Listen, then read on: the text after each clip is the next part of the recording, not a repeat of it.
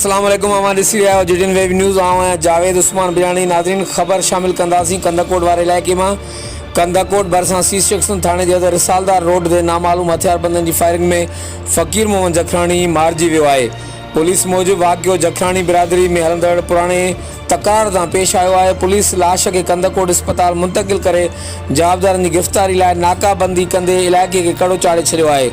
जी नाज़रीन, कंदाकोट मां असां अफ़सोसनाक ख़बर जी आगाही शेयर कयूं पिया। कंदाकोट भरिसां सी सेक्शन थाने जे अधु रिसालदार रोड ते नामालूम हथियारबंदनि जी फायरिंग में फ़कीर मोहम्मद जखराणी मारिजी वियो।